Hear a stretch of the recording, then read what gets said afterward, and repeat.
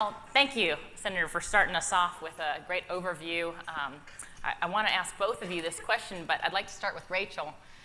I am enjoying this book tremendously, Conservative, What to Keep, because I'm used to hearing what it means to be a conservative framed in negative terms. What is it that we're against? And this book is refreshing because it reframes conservatism to be what we are for. So what are we for? Oh, starting with the easy questions. Yeah. I see. What are we for? So it's really interesting. As we were working on this book, we consumed a lot, especially of Russell Kirk and Edmund Burke. And a lot of it is so positive. It's not you can't do this or you can't do that, and if you do these things, society will fall apart. It really is a philosophy of gratitude. It's saying we are so grateful for the traditions that have come up over the last 200 years that we stand on the shoulders of giants and we look ahead. But I think ultimately, if you're going to define conservatism generally, it's a philosophy of gratefulness and it's a philosophy of prudence, right? It's not a philosophy of rigidness. It's not that we say we don't change. It's that we say we think, we ponder, we look at progress, but we also remember. And we think critically about it, and we say, what have our traditions, told us? Has this been tried in the past? Has it worked? And we do things with prudence in that respect. There's a quote by Russell Kirk I think is really apt for this current moment, when the divide right now between the left and the way the right wants to approach things. And he says, men cannot improve a society by burning it down, by setting it on fire. Instead, we must seek out the old virtues and bring them back into the light. And I think that, more than any other quote I found from Russell Kirk, really surmises this current moment that we're in. So I think conservatives, we stand for seeking out the old virtues and bringing them back into the light. Yes, we do. I'm gonna ask the question, I'm gonna reframe it in a little more challenging way, and that is to say, when you talk about gratitude as an essential conservative virtue or value, I'm sure there are a lot of Americans who don't identify as conservative, but they would say generally they live their lives with gratitude. Yeah. So what is the line of demarcation? What is it that makes conservatives different? It's a great question, but first I need to be grateful for these socks.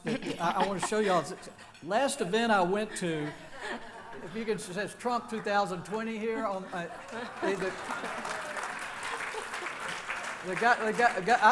didn't know if the group was conservative, a small group of couples, and he brought me the socks, showed them, everybody clapped, so I knew I was in good company, but I promised him I'd wear them to the next event, so you get them.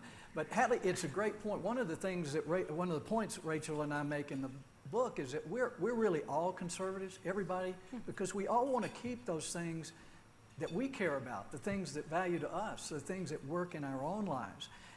But it seems that a part of the country tends to forget that approach as they go into politics and entertaining all these untested theories and whatever. But I think we can honestly say that to most Americans on a personal level, they're conservatives. They want to keep what they value. And we just need to help people understand. Of course, it's a little harder when you're looking at what's worked over the last couple of hundred years. I find there are more conservatives who are older simply because they have the benefit of time. I mean, they can look at what's worked over their whole lives, their own lives, their children, and sometimes their grandchildren, and a lot of truth becomes self-evident. And that's a term that our founders used. But that's what we want to take to the country is let's look at what works and don't mischaracterize something that worked like our Constitution. Some people say, well, it didn't do everything, like Obama said, it didn't tell you everything you need to do. It was not supposed to. But if you understand it in the context, just like this debate about electoral college, it should be done in the context that our founders were trying to avoid a national democracy. And we don't talk about that enough. They did not want a nation where the majority told the minority what to do. And most Americans who want to live in freedom should like that. I mean, sometimes I don't like what other people are doing, but people who are very diverse, it's a point Rachel and I make, can live together in harmony and have a good time as long as they're not trying to force each other to do something. Well, I appreciate what you're saying about the self-evident truths in life, and I believe in the book you quote Margaret Thatcher saying, the facts of life are conservative. And so that's a summation of that point. But my next question is about facts. Because if we're going to, as conservatives, rely on what works and what's been tested, and we're going to learn the lessons of history and apply them, and we're going to use this sort of systematic review of what to keep and what to not keep, today I feel we're having a crisis over the facts. We have two different sets of facts depending on which network cable news show you turn on.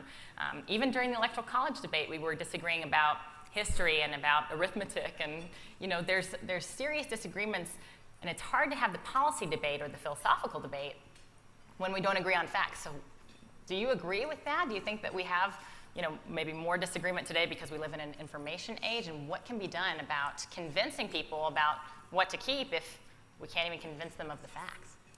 No, I think it's a good point, and I think context matters so much in these situations. A lot of, I think, on the cable news networks, and we were laughing because we go on cable news, but neither of us watch it because it's just so much noise a lot of times. But you miss the context, and so I think there's a thoughtfulness that needs to go into these things that doesn't necessarily go into it anymore, and a lot of it has to do with approach. But I do think, there is definitely a divide that is now glaring in our society, in our politics, and I think you see this a lot on cable news, and it's interesting. So I'm going to say something that I appreciate about this current moment, which if anyone knows me will be a shock because I'm a New Yorker, so I'm a cynic. We just come out of the womb that way. But I do think that one benefit of this current moment is it's really sort of unmasked the left in particular, right? And so when we're having these debates with the left, we used to always say, oh, well, this is a socialist idea, and they would roll their eyes. Well, now, guys, there are socialists running for president on the Democrat ticket. We used to say, abortion is murder, abortion is infanticide. You want to kill babies up until the moment of birth, and they would roll their eyes and tell us we're hyperbolic. The governor of Virginia promotes infanticide and is still in office.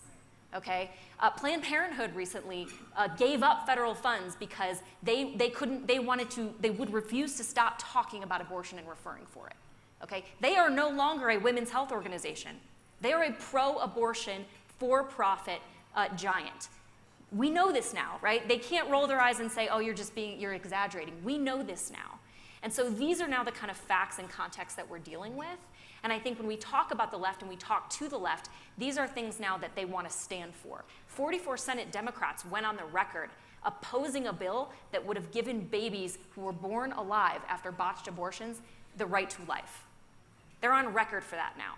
And so this is now, I think, what we're seeing. It's a helpful, clarifying moment that we're in. And I think that's, we all get depressed about the current state of our politics, but at least we know now what we're dealing with. They're very open about it. Mm-hmm. And Hadley, the other side of that, the left is defining themselves more clearly. Our goal with the book and other things is to define what we want as conservatives at the time where people can see a clearer contrast. And the left, you mentioned facts and truth, and it is very frustrating working with people where it doesn't seem that the facts matter. It's not that you just disagree with the facts, it's just they really don't matter. And part of the book in the end, we try to analyze the motivation of the left, why they're doing it, because there are a lot of good people I know in the Democrat Party who just seem to be going a way that doesn't make any sense. But what I've seen in them is the ends for them justify the means. It justifies changing the facts or ignoring the facts because their ideas are so noble and they believe that centralizing power is the only way to create fairness and equality. And to them, that gets translated into sameness, same schools, same health care, same Social Security, same Medicare, the more that everything can be the same, and the only way to do that is take away the rights of the states, because we don't want South Carolina doing one thing and California doing something else, because you might see that it works better in South Carolina. So if you can make decisions from Washington, there are no options. But if California wants to run people off, in a few years they're going to have fewer congressional seats, fewer electoral votes, and Texas is going to have more. Yes, it used to be the case that I would think about public policy issues primarily with the framework that people on both sides of the aisle want the same things. It's just a different way of getting there. Right. Maybe people on the right want the private sector to solve a problem, or people on the left want the government to solve a problem. But I think there are some cases where what we want and what we value are just truly different ends. It's not that we disagree on the means, but sometimes we also disagree on the ends. And you mentioned sameness.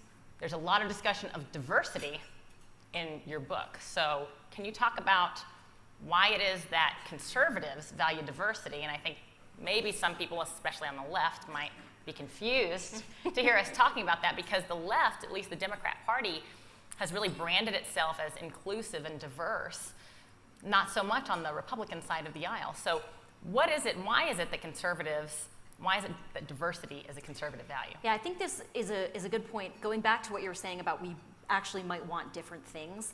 When we talk about equality and we talk about sameness, that's where I think the divide happens, because conservatives want equality of opportunity. We've always wanted that. Democrats increasingly want equality of outcome. Okay, and they're two very, very different things. They get conflated in our dialogue on cable news all the time, but it's a very critical distinction that conservatives need to make. We want everybody to have the equal opportunity to achieve whatever it is they want in life. Democrats just want the outcome to be the same, no matter your race, no matter your religion, no matter what motivates you, no matter what your background is. All of that doesn't matter. You are merely a cog in a wheel, and you must all end up the same. Socialism, in that sense, is the great leveler, right? And it's a reduction to the mean. It's very easy to make everyone be the same at the very lowest level. It's not easy to have everyone be at the same level at the top. But where I think diversity comes into play for conservatives is that equality of opportunity, right? We all have different paths in life, and that should be celebrated. And as long as we all have the equal opportunity to get to those paths, that's what makes this country amazing. You know, that is a bedrock of America, is the fact that we all have the opportunity to strive for whatever it is that we want, to use our gifts and talents in different ways. Has anyone read C.S. Lewis' The Screwtape Letters? Yeah. There's a great section in there where Screwtape says the best way to get at someone's soul is to take away their individuality, to take the scythe and make all of the heads of wheat the same level, right? Then they become the same, they stop striving, their soul matters less. That's a sort of existential look at this question, but I really do think it's an apt metaphor, because that is what socialism, that is what equality of outcome looks like. We're all the same. Your gifts don't matter, your individual talents don't matter, your unique background and perspectives don't matter. That's not conservatism. Conservatism says equality of opportunity to use all of our inherent God-given gifts to make this country what it is, and that is the best country in the world. Here.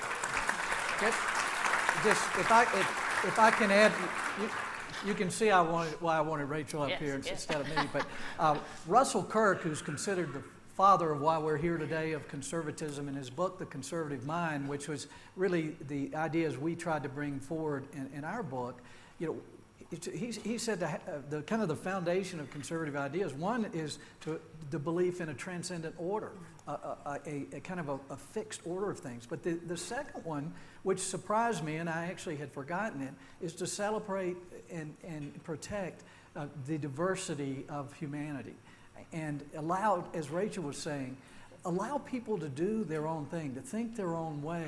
And that's the only way you can keep a country together and at peace and unify. If one of your unifying principles is you can believe this and do this and that, but we come together around a common set of values, and that's why we talk about freedom, because I can do something different in South Carolina than they might do in New York or California, and that's why they were so insistent on a republic.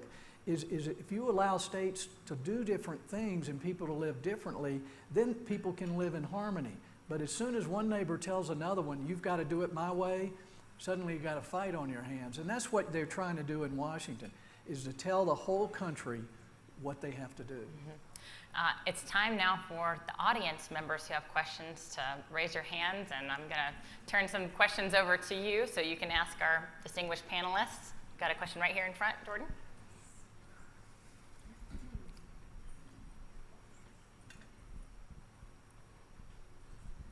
Hi, I agree with all of your conservative principles, but why do so many conservative congressmen and senators on the home front become liberals when they're in Washington for a period of time?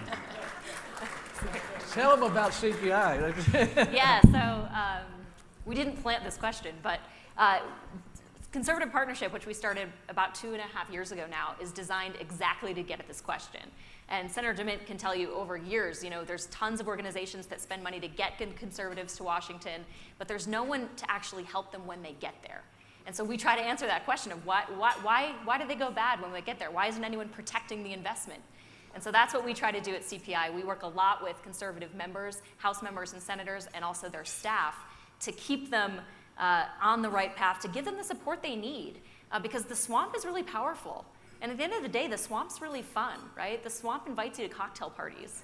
And the swamp, dumps money into your campaign when you vote the way they want you to. But there's no real good conservative network designed to give them that social support. And so that's a lot of what we try to do every day. Yeah. When we got ready to start the Conservative Partnership, and I just realized as a marketing guy, I'd been a congressman and senator, I'd helped elect a lot of people, but most of them were kind of going bad after they got there. And it wasn't because they were good people, it's just because they were rational, because all the rewards are in the wrong direction. And so Milton Friedman said, we've got to create an environment where even the wrong people will do the right thing. Right now, we've got an environment in Washington where the right people do the wrong thing, because that's where all the benefits are. I talked to Mark Meadows when we started this, and he said, DeMint, you know better than anyone. There's no reward for doing the right thing. No one ever came into my office as a congressman or senator and said, DeMint, we need to cut something. It never happened, I promise you. So no one else is doing that. We're trying to build a whole movement. We try to help all the other groups. We don't compete with anyone. Rachel leads a lot of the staff training, so staff knows how the House and the Senate work. Believe me, that's 90% of the power of a congressman or senator if their staff knows how the place works.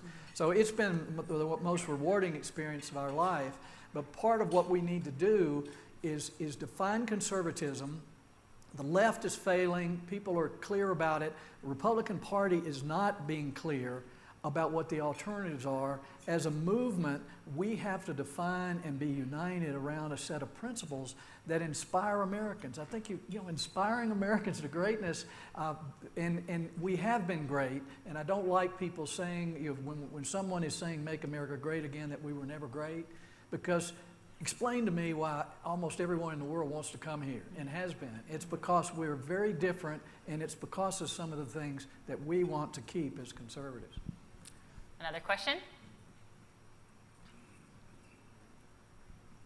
Well, we've dumbfounded We've got, everyone. actually, we have a question from this side of the room, and a question that I had asked, and maybe we can use this as a follow-up, but in the book, you refer to a Russell Kirk quote saying, we need a new generation of protectors of permanent things. Yeah. And we have with us a lot of emerging young leaders with the Steamboat Institute.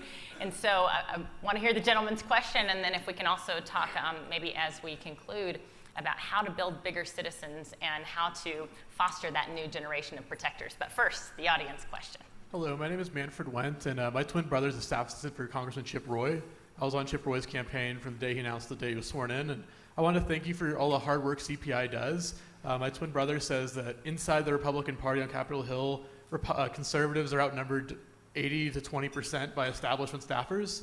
And so I wanted to ask you, how do we get more conservative staffers to make sure that good conservative congressmen, senators don't hire the wrong people? Very good. It's another great setup, and I'll let Rachel talk. Well, thank you so much for everything you did for Chip. Chip Roy, one of the heroes of the new conservative class on Capitol Hill. Check him out. So that is a great question. And so I spent 10 years on Capitol Hill in the House and the Senate. And a lot of the conservative staff, because they're just dispositionally different than liberal staff, they'll do their time in Washington and then they'll leave and go get a real job, right? We never did that. But a lot of liberal staff will stay there forever. And so you do sort of have to, while they are going to be there, you have to give them the tools to be able to succeed. And so much of that is what we try to do at CPI. We train them in parliamentary procedure, which I know sounds really boring, but to Senator DeMint's point, it is how this works. And so we train them on House procedure and Senate procedure, and we give them access to the resources that they need to sort of back up their boss. And Senator DeMint can speak, I think, from the members level to say that that's kind of an important aspect. Well, it is. I went to the floor in the Senate particularly and had some kind of pretty very tense debates with Harry Reid. We were able to corner him on some issues. We were able to stop an amnesty bill. It was only because I had Ed Corrigan, who now runs CPI, sitting next to me, who knew Senate procedures better than the parliamentarian and certainly better than Harry Reid. And you know, he has had to smile and come over and shake my hand after his all, because we had a duel. That doesn't happen now. And it doesn't happen large part because, I mean, you've got Republicans and Democrats who are trying to shut it down. But a large part of it is the members don't have the confidence to come down and deal with these arcane type of rules that they don't understand. That's what Rachel and her team does. She trains them, she gets them ready to go to battle, what we call weaponize them. But another thing, just to answer your question more specifically, is we're involved now with what we call Project Ready 2020. Everybody in the country is going to be trying to re-elect Trump, or at least everybody on our side, Trump and all the Republicans in the House and Senate. Nobody's getting ready to take care of them when they get there except for us.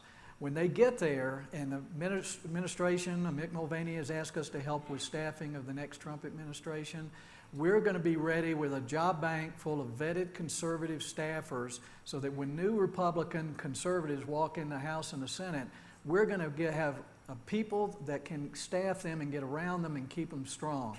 Because that's the biggest failure of a good conservative new member, is getting bad staff who leads them in the wrong direction. So that's what we're going to do, is we're going to build a pool of conservative staffers who know what they're doing, who get together, who support each other, and when they come together they realize that they're not so abnormal. And in fact, they are the normal if you think about what works in America. There's two, just real quick, there's two movies that I use to explain Washington to people. One is The Godfather, but the other is Mean Girls. And if you've ever been a conservative on Capitol Hill or in Washington, you know that nobody wants you to sit at their lunch table. So we're trying to create a cool kids' lunch table for conservatives. Yeah. Yes, yeah. Well, I think our panelists really, in talking about the staffing issues, I think you covered my question about the next generation of protectors, but maybe as we close, because we are here at the end of our time, if you can offer this group, the Steamboat Institute Freedom Conference audience, sort of a takeaway, conservative, what to keep, what do we keep? Well, as I said, it's really America, and part of what we need, the science of conservatism in my mind is really discovering those things that work and learning how to apply them to future challenges. I mean, it's a constant thing because the world is always changing, and the idea that conservatives don't want to change is completely wrong. What we want to do is move forward. In business, we call it best practices. Continuous quality improvement, where you understand what's working, not just for yourself, but your competitors, and you continue to improve it. And that's why the private sector, when it's left on its own, that's why we all have these little cell phones that actually do more than the big rooms full of IBM computers when I was in college. So as conservatives, we need to be serious about what works so that we can have a more inspiring message. And we've got to be willing to compete, as I said. I really think this idea, if it's presented to younger people, it's always going to be hard if they come up through a very liberal college and whatever. And some of these theories sound so good. Let's make everything fair for everybody. So, you know, it sounds very compassionate. But we need to be able to show them it doesn't work, and I think that's pretty easy to do. But I hope all of you will just be part of a larger movement. You're one of those kind of bright lights in the conservative movement, doing your thing. Part of our job at the Conservative Partnership, partner with you and connect you and what you do with the whole movement so that we can get the backs of the Chip Roys and the Jim Jordans, because they've got to feel the love of the whole country, because they're not going to feel it as they're working in the swamp. But I do hope all of you, we left these cards out on the book table. The book didn't get here in time, but you could really help us if you pre-ordered, because we'd love for this to debut on the New York Times best-selling list. So you can pre-order. It's got a link here, and so you can do that for us, and we would greatly appreciate it. But just thanks for being part of it. It just encourages me. I know it encourages Member of Congress. Groups like yours who are really intent on doing those things that inspire greatness for America and trying to continue all those traditions that made us great in the first place. Thank you. Rachel, do you have any closing thoughts? Okay, we'll leave it at that. Thank you, everyone. Please join me in thanking these excellent panelists. We'll turn the program back over. Thank you, Heather. That was great. Excellent. Thank you.